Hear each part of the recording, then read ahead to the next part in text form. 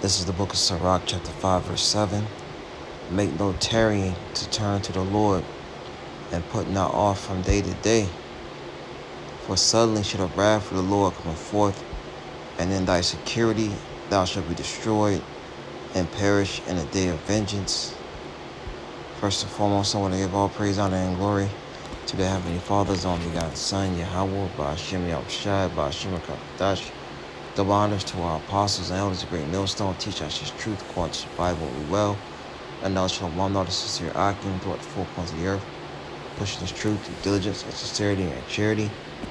And now shall one know His sincere followers, believers of Yahweh, Ba'ashem Yahushai, not just hearers of the word, but doers as well. You men, women, and children, hopefully elect, Shalom.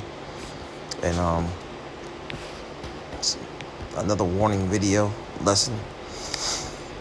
Scriptures tell us to we don't take our time turning back to the Lord, because it's pending death and destruction that the Bible prophesies and talks about in these latter days. The Lord told us that these things will happen. So therefore, if you don't want to get caught up in these things, you have to turn back, do a 180,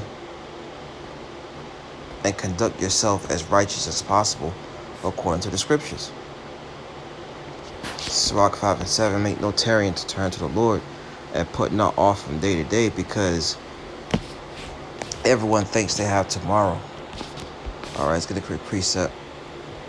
Everyone thinks they have tomorrow. Oh, what's that? Ecclesiastes 9. It's Ecclesiastes 9 and 12. It says, for man also knoweth not his time, as the fishes that are taken in the evil net, as the birds that are caught in the snare, so are the sons of men snared in an evil time, when it falleth upon them suddenly. That's right. The evil time falleth upon you suddenly. That's why the scriptures say, don't put it off from day to day. Right? Don't put turning back to the Lord off from day to day, because we don't know when our last day on this earth will be. Yeah, I'll get to it, this summer, or I'll get to it before the year is out. No, you turn back to the Lord now. All right. It says, for suddenly shall the wrath of the Lord come forth. Right. Just like the fishes that are taken in the evil net, suddenly. The bird and the snare and the trap, suddenly shall the wrath of the Lord come forth. And then thy security, things you find comfort in. Whether it's a house, bank account, food, all right, the amount of weapons you got stored up, women, whatever it may be, things you find security in, thou shalt be destroyed. It perish in the day of vengeance, and vengeance is on the rise. The vengeance of the Lord. Okay? And the Lord talks about His vengeance, and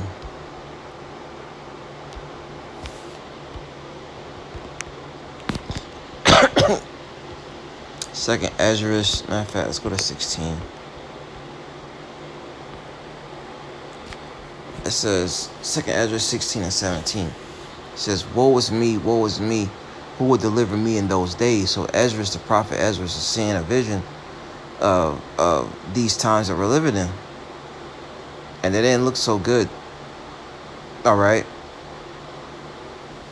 It says, the beginning of sorrows and great mournings, the beginnings of famine and great death. And the last video I did, I put a little still frame up, and that was from an article I had seen on the World Economic Forum, and they were talking about how there might not be enough food for everyone in 2023.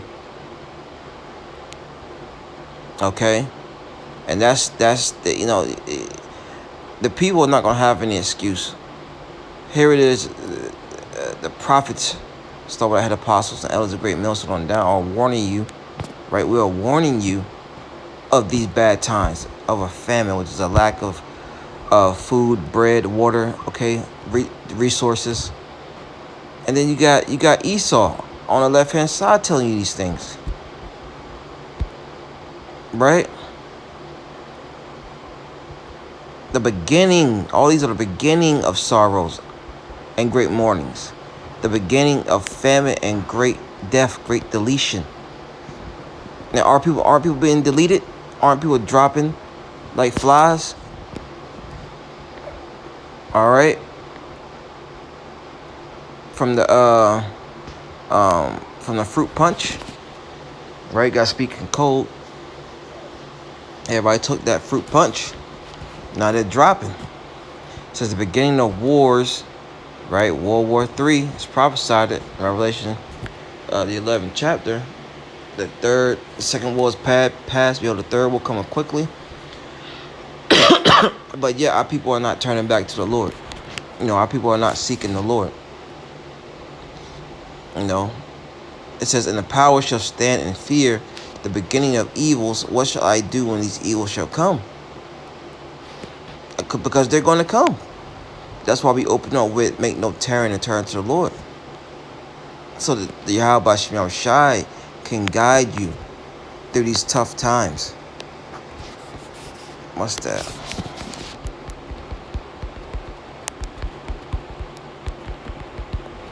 Sirach 20 and 32. It says, necessary patience in seeking the Lord is better than he that leadeth his life without a guide. Right. And if you're not seeking the Lord, you're living your life without a guide. And you're going to be stuck out there, man, with no answers, not knowing what to do. You know what I'm saying? The Spirit's not going to be dealing with you. And you're going to end up taking that C hit, man. That Revelation 13. All right, back in 2nd Ezra 16 and 19 says, behold, famine and plague. See, the Lord keeps throwing that word famine out. All right, and it tells you that you're better off. Let me see, what's that?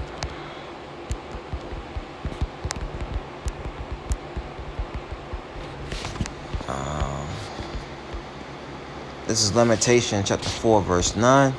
It says, they that be slain with the sword are better than they that be slain with hunger. For these pine away, stricken through for the fruits of the field. You see?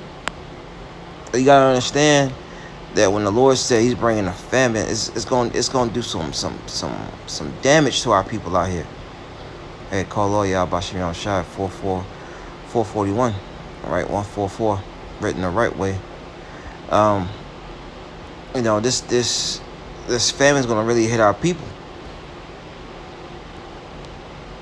It says they that be slain with the sword, which any killing instrument, mainly the gun, the blinky, are better than they that be slain with hunger. And you gotta let these precepts sink in.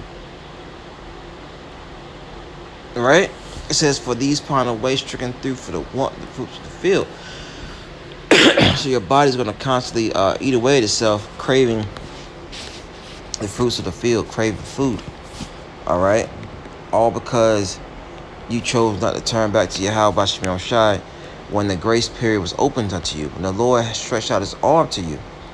All right, and we'll end it off. Well, let's go back to 2nd Ezra 16, finish this verse out, and then we'll close out on one last one. 2nd Ezra chapter 16, verse 19. Behold, famine and plague, tribulation and anguish are sent as scourges for amendment.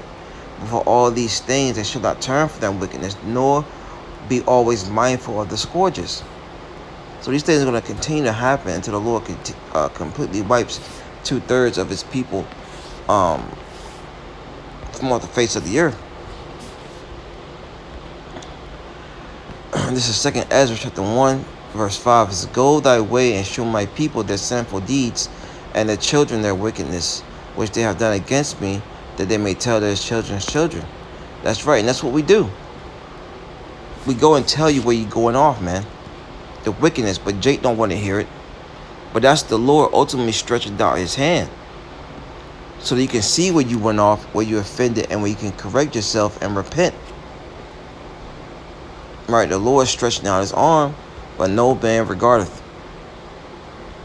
It's the second Ezra chapter 1. And I started 24. It says, "What shall I do unto thee, O Jacob?" Which refers to you so-called Negroes, Latinos, Native American Indians, you Israelites. "Thou, Judah, wouldest not obey me.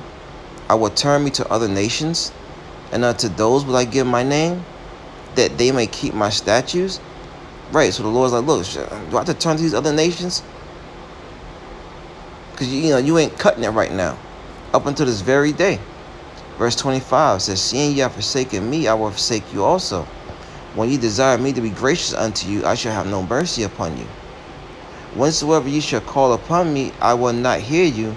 For ye have defiled your hands with blood, and your feet are swift to commit manslaughter. Ye have not, as it were, forsaken me, but your own selves, saith the Lord." So we're living in a time where if you don't seek the Lord's going to forsake you. The time for him to be gracious unto you, he's not going to show you any mercy. So that's something you got to consider and ponder on, Israel. All right, there is a consequence for not seeking the Lord. Shalom.